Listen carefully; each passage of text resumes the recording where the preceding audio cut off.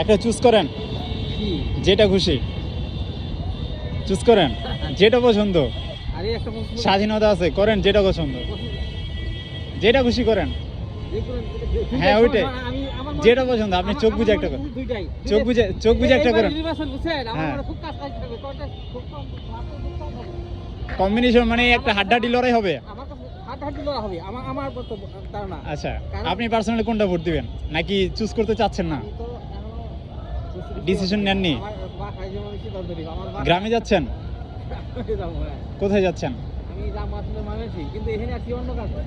আচ্ছা আচ্ছা ঠিক আছে। এবার আমার যেটা মনে হচ্ছে, হ্যাঁ খুব কম ভোটের ব্যবধানেই মানে যে, তারপর আপনার পার্সোনালি কোনটা মনে হয় যে কোনটা জিততে পারে, আপনি একটা চুজ করেন। আমি যেটা শুনতে পাচ্ছি বিএনপি যাওয়ার সম্ভাবনা বেশি, হ্যাঁ। কিন্তু বিএনপি যদি যায়ও, হ্যাঁ জামাত ইসলাম কাছাকাছি থাকবে। এখন আচ্ছা। বলাও জানা, আবার জামাতের ভোটও কিন্তু এবার ভালো।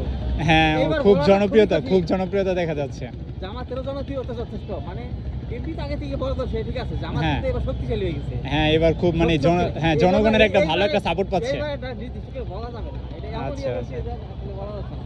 আচ্ছা এবার ঠিক খুব আছে, কাছাকাছি মানে আপনি এখন একটা চুজ করতে পারছেন না। আমার বাসায় অন্য আছে তো, সবাই যে ওই ও আচ্ছা আচ্ছা, মানে ফ্যামিলির মধ্যে এক একজন এক একটা পছন্দ করে। না, ওই ফ্যামিলি পুরাটা যেভাবে যায়, আচ্ছা আচ্ছা। এখনো ফ্যামিলি সিদ্ধান্ত নিতে পারে নাই, কিছুদিন আগে 2 ভাগ হয়ে গেছে। ভোটার কোথায় আঙ্কেল, গ্রামে নাকি না, ঢাকায়? ঢাকাতেই ভোটার, আচ্ছা কিন্তু আমরা ভোট দিয়ে ঢাকা কত আসন?